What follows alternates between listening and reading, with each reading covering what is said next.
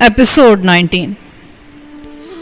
ठीक 48 घंटे बाद मैं एक बार फिर सोपुर गांव में था और शादा के घर उसके सामने चारपाई पर बैठा था। शादा का शोहर कबीर जो लोहार का काम करता था गुजरांवाला गया हुआ था। सास सामने धूप में छोटे छोटे सुराखों वाली गर्म चादर उड़कर लेटी हुई थी। देवर एक तरफ कच्ची जमीन पर आलती पालती मारे बैठा था और कमान की तरह दोहरा होकर तख्ती लिख रहा था। शादा ने अपने आंसू पोंछते हुए कहा, माँ ने मुझे मार छोड़ना है सालार जी।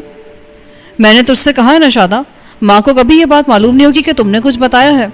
अगर तुम कहती हो तो मैं ये वादा पक्के कागज पर लिखकर देने को तैयार हूँ। वो कुछ देर सर झुकाए बैठी रही। उसका रंग जर्द हो रहा था और पलकों पर मोती अटके हुए थे। उसने लाचारी के अंदाज में बरामदे के कच्चे फर्श की तरफ देखना जारी रखा। आखिर शादा ने गहरी सांस ली और बोली, सालार जी, वाली साहब बहुत अच्छे हैं, पर कुछ साल पहले उनसे एक बहुत बड़ी गलती हुई है। ऐसी गलती जिसको माँ मरकर भी माफ नहीं कर सकती और शायद हम भी नहीं कर सकते।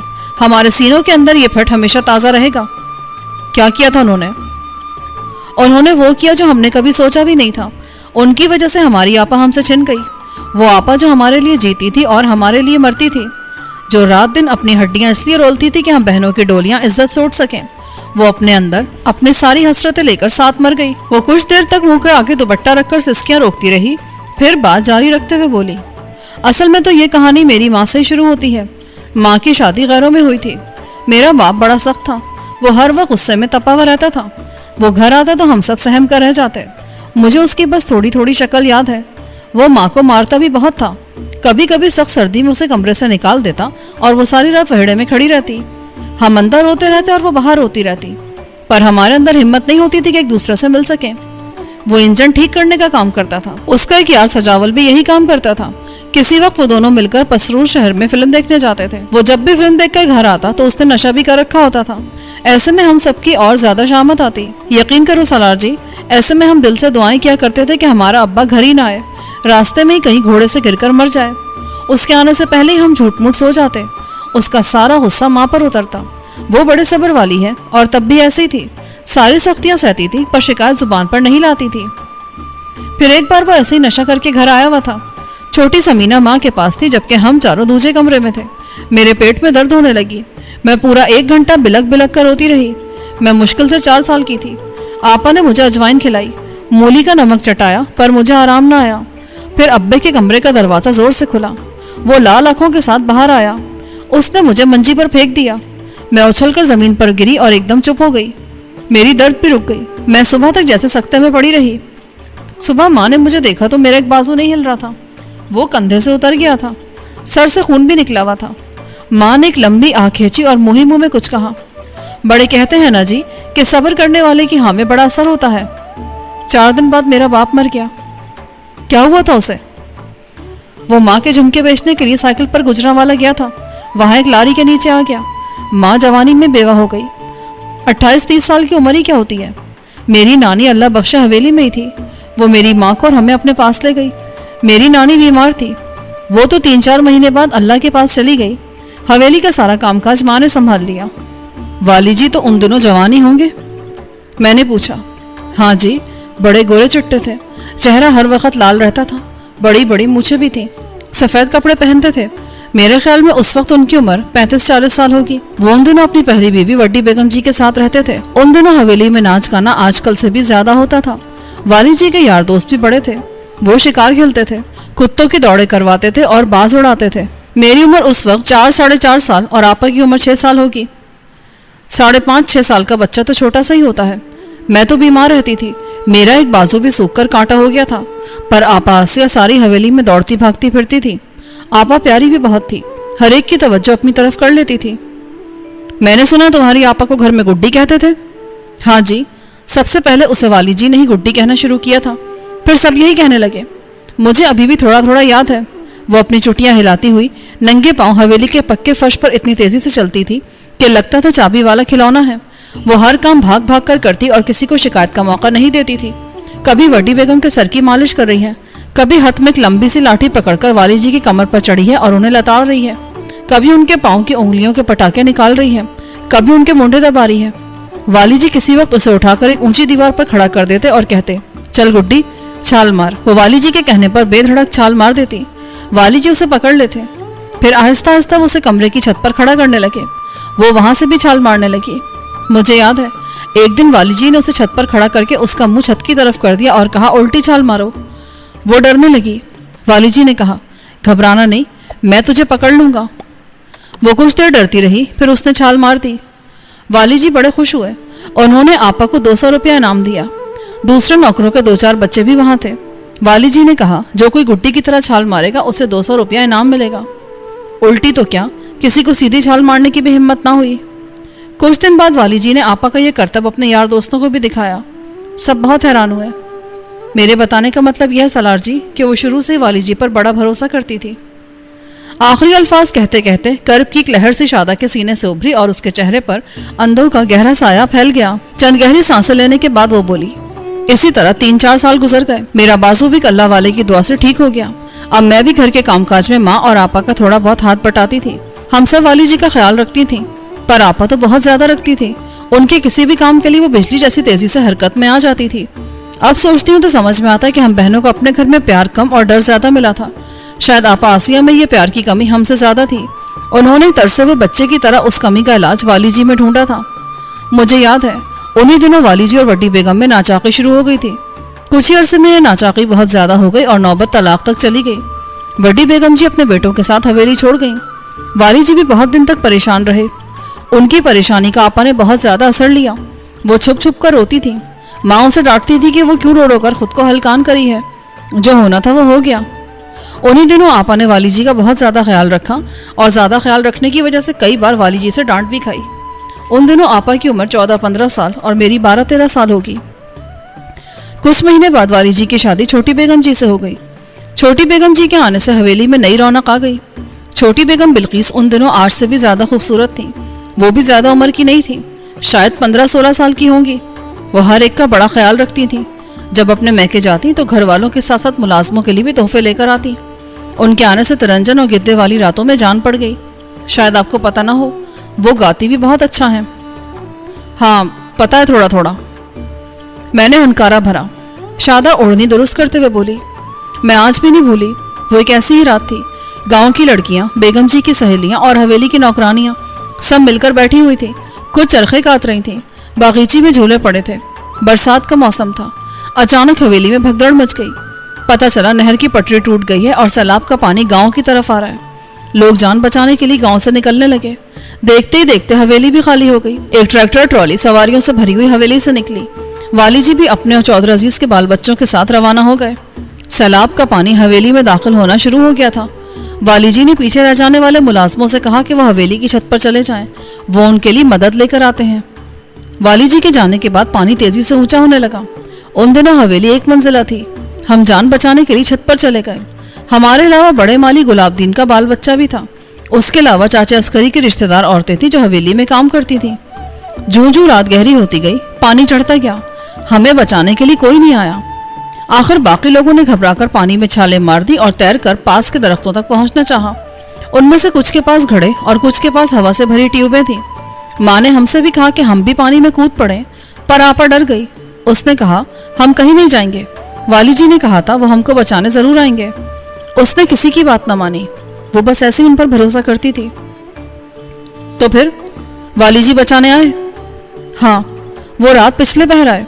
उनके साथ एक फौजी कश्ती थी, पर उस वक्त तक पानी वैसे ही थोड़ा थोड़ा उतरना शुरू हो गया था। आपा के भरोसे का हमें यह फायदा हुआ कि हम पानी में कूदने से बच गए।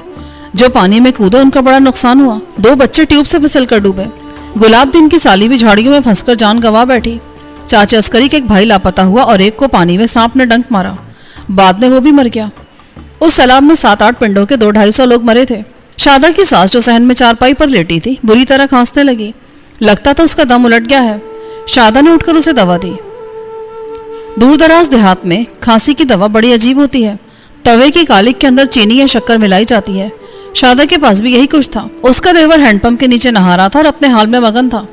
उसको धुले हुए कपड़े देकर वो फिर मेरे पास आन बैठी। अच्छा ये बताओ, वाली जी का रवैया बेगम जी के साथ कैसा था? बस ठीक ही था जी। बेगम बिल्किस भी जमींदार घराने से हैं, मगर उनकी माली हालत चंगी नहीं थी। बाप भी फौत हो चुका था। जब वाली जी ने बेगम बिल्किस से शादी करना चाही तो उन लोगों ने हामी भर ली। कहते हैं बेगम बिल्किस ने पक्की उम्र के वाली जी से शादी करने से पहले ये शर्त रखी थी कि अब हवेली में नाच गाना और दूसरे शुगल मेले नहीं होंगे। लेकिन ये चौधरी जमींदार वगैरह कहाँ पास आते हैं। हाँ, ये हुआ था कि बेगम जी के आने के बाद ये काम कुछ कम हो गए थे। आमतौर पर नाचने वालियां बाग वाले डेरे पर आती थी और वहीं से वापस चली जाती थी। आहिस्ता आहिस्ता बेगम जी ने भी उन बातों पर चुप रहना सीख लिया।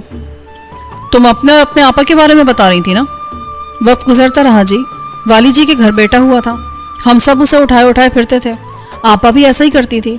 वह बड़ी हो गई थी, उनके जिम्मे खाने पकाने का काम लग गया था। फिर भी वो वाली जी के किसी भी काम के लिए हर वक्त तैयार रहती थी। और आपा ही क्या, हम सब बहनों की सोच ही ऐसी थी। वाली जी हमारे मालिक थे, पर हम उन्हें अपने सरपरस्त की तरह देखती थीं। हमें लगता था कि हमारे सर पर उनका साया है और कोई मुश्किल हमारे लिए मुश्किल नहीं है। जब आपा की उम्र 20 बरस हुई तो माँ को उसकी शादी की फिक्र पड़ी। आपको तो पता ही है, हमारे इलाकों में शादियाँ जल्दी हो जाती हैं। माँ के साथ एक मसला था। उसके दिल में जैसे हमारी शादी के बारे में डर बैठा था। वजह यह थी कि माँ ने शादी के बाद बड़ी तकलीफें उठाई थीं। अब माँ बहुत फूंक फूंक कर कदम रखना चाहती थी। वो नहीं चाहती थी कि अब उसकी बेटी के साथ भी वही कहानी दोहराई जाए। अपने रिश्तेदारों में कोई लड़का नहीं था तुम लोगों का? नहीं जी, अगर होता तो शायद ये काम इतना मुश्किल ना बनता। माँ ने 2-3 जगह रिश्ते देखे पर तसल्ली ना हुई। आपको पता है लड़कियों की उम्र कितनी तेजी से गुजरती चली जाती है। लड़की 22-23 से ऊपर हो जाए तो अच्छा रिश्ता मिलना मुश्किल हो जाता है। आपा के साथ भी यही हो रहा था। वक्त गुजर रहा था और कहीं बात नहीं बन रही थी। माँ ने इस बारे में वाली जी से भी कहा कि वो ध्यान रखें, मिलने जुलने वालों के कानों में भी बात पहुंचाएं, मगर कहीं से कोई रास्ता ना निकला। कुछ वक्त इसी तरह गुजरा। फिर एक मौके पर यूं हुआ कि माँ जब ज़्यादा परेशान हुई तो उसने आपा का रिश्ता एक जगह कर दिया। रिश्ता क्या किया, निकाह ही कर दिया, पर रुखसती ना हुई। यह गैर बिरादरी का एक लड़का था, मेले ठेलों में पिंगोड़ा लगाता था। माँ इस रिश्ते पर खुश थी, आपा भी खुश थी। उसकी बड़ी चाहत थी कि हम सब बहनों की शादियां जल्दी जल्दी हों और हम अपने अपने घरों में जा बसें। एक तरह से माँ की चाहत थी जो आपा में भी आ गई थी। वो अपने साथ साथ मेरा और जरीना के जहेज का सामान भी तैयार कर रही थी। लेकिन फिर एक दिन सब कुछ धरे का धरा रह गया। पता चला किसी मेले में होने वाले लड़ाई झगड़े के बाद पुलिस ने आपा के होने वाले बंदे आंसू को पकड़ा है। उसके बाद एक एक करके और बहुत सी बातें खुल गईं। आंसू भंग और शराब का नशा करता था। सर्कस में काम करने वाली एक नाची के साथ भी उसकी मेल मुलाकात थी। माँ का दिल बहुत बुरा हुआ। वो कई दिन तक रोती रही। आपा को रुखसती से पहली तलाक हो गई। ये बड़ा सदमा था, लेकिन अभी हम बदनसीबों की किस्मत में इससे भी बड़े सदमे लिखे थे। शादा की आवाज़ भर्रा गई। कुछ देर बाद वो खुद को संभाल कर अपने कांपते हुए हाथ मेरे सामने जोड़कर बोली, सालार जी, मेरी इज्जत आपके हाथ में है। अगर किसी और को इन बातों का पता चल गया तो हम बर्बाद हो जाएंगे। पता नहीं क्यों मैं आपको सब कुछ बता रही हूँ। तो मुझ पर एतमाद करती हो और मैं इस एतमाद को कभी ठेस नहीं पहुँचने दूंगा। शादा, ये उन दिनों की बात है जब चौधरी अजीज की बीवी फौत हुई थी। चौधरी अजीज नाच गाने में कुछ ज्यादा ही मस्त हो गए थे। वो रातें बाग वाले डेरे पर गुजारते थे। गुजरांवाला और लाहौर से नई नई लड़कियां लाई जाती थीं। फिर एक रोज वो शराब पीकर घर आए और खूब शोर शराबा किया। बेगम जी ने उनको मना किया, जिस पर तलखी हो गई। आपको पता ही होगा, जागीर की बहुत सी जमीनें चौधरी अजीज के नाम पर हैं। वाली जी को उनके साथ बनाकर रखनी पड़ती थी और अब भी रखनी पड़ती है। एक दूसरे के साथ चलना दोनों की मजबूरी है। उस वाक़े के बाद बेगम जी बहुत नाराज हुई और कुछ दिनों के लिए मैके चली गई। माँ भी उन दिनों बीमार थी। जनान खाने में सफाई सुथराई का काम आपा को करना पड़ रहा था। मैं और समीना ऊपरी मंजिल की झाड़ पोंछ करती थी। जरीना और फिरोजा बावर्ची खाने का काम संभालती थीं। एक रोज जब वाली जी नशे में थे और जनान खाने में उनके और आपा के सिवा कोई ना था, उन्होंने आपा से कहा कि वो उनका सर दबाए। आपा सर दबाने लगी। कुछ देर बाद उन्होंने आपा से कहा कि वो अलमारी से बोतल और ग्लास निकाले। आपा तो हुक्म की बंदी थी। बचपन से वाली जी के हर हुक्म को आंखें बंद करके मानना उसकी आदत थी। वो आपा को दूसरी मंजिल से जमीन पर छाल मारने का कहते तो शायद आपा वो भी मार देती। उस बंद कमरे में वाली जी जो जो कहते रहे वो करती रही। शायद वो रोई भी हो। उसने खुद को बचाने की थोड़ी बहुत कोशिश भी की हो, लेकिन वो वाली जी के इतने असर में थी कि खुद को बचा न सकी। आपा को गुड्डी कहने और अपने हाथों में उछालते रहने वाले वाली जी ने उसको कहीं का न छोड़ा। शादा ने दुपट्टे में चेहरा छुपाया और बेआवाज रोने लगी। शादा, तुम्हारी सास देखेगी तो क्या सोचेगी, संभालो खुद को। शादा ने चेहरे से दुपट्टा हटाया और गुलोगीर आवाज में बोली, आपा के साथ जो कुछ हुआ वो एक बार नहीं हुआ था सालार जी। पूरे 3 महीने तक बेगम जी मैके नहीं आई और 3 महीने वाली जी हवेली में आपा के साथ ये खेल खेलते रहे। उन दिनों आपा बिल्कुल गुमसुम थी, कमजोर होती जा रही थी। हमारी कुछ समझ नहीं आता था। मैं समझती थी माँ की बीमारी ने उसे परेशान किया हुआ है। हम सब वाली जी पर इतना भरोसा करते थे कि हमारे दिमागों में ऐसी कोई बात आ ही नहीं सकती थी। फिर बेगम जी अपने मैके से हवेली में वापस आई और एक खेल खत्म हो गया। बेगम जी को शक नहीं हुआ? बिल्कुल नहीं, बल्कि सच्ची बात यह सालार जी कि बेगम जी को आज तक मालूम नहीं और बेगम जी को ही क्या, किसी को भी मालूम नहीं। सिर्फ हम 4 बहनों और माँ को पता है। या फिर आज इतने साल बाद आपको पता चला है? अच्छा, तुम लोगों को कब पता चला? बड़ी जल्दी पता चल गया था जी। आपा कुछ बीमार हुई। माँओं की नजरें ऐसे मामलों में बड़ी तेज होती हैं। जल्दी माँ को पता चल गया कि, मेरा मतलब है उनको पता चल गया कि आपा का पाँव भारी है। एक कयामत आ गई। माँ ने आपा को बहुत मारा, यहाँ तक कि वो बेहोश हो गई। अगले 2-4 हफ्ते हम पर बहुत भारी गुजरे। माँ आपा से पूछती है क्यों हुआ और किसने किया। आपा कुछ नहीं बताती थी, बस रोती रहती थी। माँ की मार खाकर भी रोती रहती थी। छोटी समीना बड़ी सियानी है, उसको कुछ शक हो चुका था। उसने माँ को इस बारे में बताया। जब ये बात साबित हो गई तो माँ के सर पर आसमान टूट पड़ा। उसके दिमाग में वाली जी का दर्जा बड़ा ऊंचा था। उसके सानो गुमान में भी ना था कि वो उसकी बच्ची के साथ ऐसा करेंगे।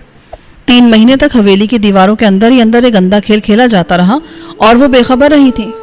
दूसरे दिन माँ वाली जी से मिली। पता नहीं उनके दरमियान क्या बातें हुई। जब माँ कमरे से बाहर निकली तो उनकी आंखें लाल हो रही थी और पूरा जिस्म पत्ते की तरह लरस रहा था। अगले रोज हम लोगों ने राजवाल की हवेली हमेशा के लिए छोड़ दी।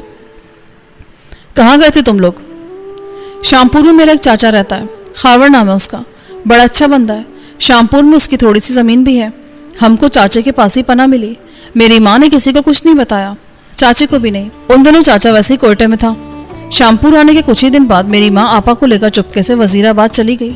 वहाँ मालनपुर गांव में माँ की एक बहुत पुरानी सहेली बहश्तू रहती थी।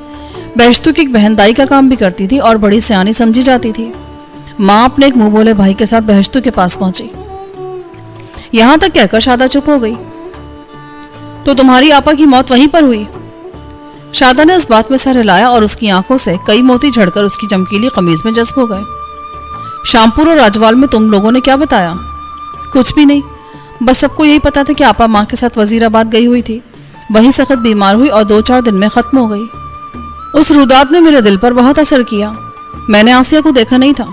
उसका बचपन, ना उसकी जवानी, ना उसके वो कपड़े जो वो अपने जहेज के लिए तैयार करती थी। फिर भी मेरे दिल पर एक वजनी बोझ पड़ गया। मैं सोचने लगा, क्या उस शख्स ने भी ऐसा बोझ महसूस किया होगा जिसके हाथों ने यह जुल्म कमाया है? मैंने नया सिगरेट सुलगाते हुए कहा, वाली जी यहाँ क्या करने आए थे? वो समझते उनका आखिरी वक्त करीब है। वो चाहते हैं माँ उन्हें माफ कर दे। उनके दिल में यह वहम भी बैठा हुआ है कि जब तक माँ उन्हें माफ नहीं करेगी वो मर भी नहीं सकेंगे। अपनी बढ़ती बीमारी को भी वो अपने इस गुनाह का नतीजा ही समझते हैं। मुझे बेगम जी की वो सारी बातें याद आई जो वो इस हवाले से करती रहती थी। उन्हें यकीन था कोई गहरा दुख उनके शौहर को अंदर ही अंदर खाता है और वह हर वक्त किसी अनदेखी तकलीफ में रहते हैं। चंद दिन पहले उन्हें दिल का दौरा पड़ा था और ऐसा तब हुआ था जब वो चोरी छुपे शामपुर से होकर वापस आए थे। चंद रोज पहले वाली जी शामपुर आकर तुम्हारी माँ जी से भी मिले थे? नहीं, वो आए थे मिलने, लेकिन माँ नहीं मिली। उसने दरवाजा ही नहीं खोला। बस दरवाजे की दूसरी तरफ से 2-4 बातें हुई थी। क्या इससे पहले भी उन्होंने ऐसी कोशिश की थी? हाँ जी, 1-2 बार ऐसा हुआ, लेकिन माँ ने उनसे बात नहीं की। वो कभी बात नहीं करेगी। उसके दिल पर बड़े गहरे जख्म है।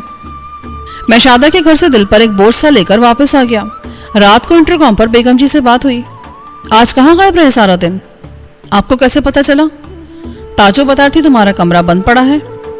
बस जरा काम से निकला हुआ था। कुछ चुप चुप हो। आप भी तो चुप चुप हैं। हाँ, मैं वाकई परेशान हूँ खावर। वाली जी की कुछ समझ नहीं आ रही। कोई नई बात हुई है? हाँ, कल रात पिछले पहर मेरी आंख खुली। वाली जी पलंग पर नहीं थे। मैंने उठकर देखा, वो छोटे कमरे में बिस्तर पर लेटे थे। एक बाजू मोड़कर आंखों पर रखा था। वो रो रहे थे खावर। मैंने उन्हें जिंदगी में पहली बार रोते देखा है। कुछ देर बाद वो अपनी अशिकबार आवाज में बोली, वो बहुत दुखी है खावर। मुझसे उनका दुख देखा नहीं जाता। उनकी हालत भी दिन ब दिन खराब हो रही है। आज भी तेज बुखार है। बाजू में हल्का दर्द होता है। कल से कुछ खाया भी नहीं है उन्होंने। वाली जी की बिगड़ती हुई सेहत और उनकी परेशानी के बारे में हम कुछ देर तक बातें करते रहे। मैंने बेगम बिल्किस को इस निहायत अहम मुलाकात के बारे में कुछ ना बताया जो आज शादा से हुई थी। बहरहाल बेगम जी को तसल्ली तशफ़ी देकर मैंने इंटरकॉम बंद कर दिया।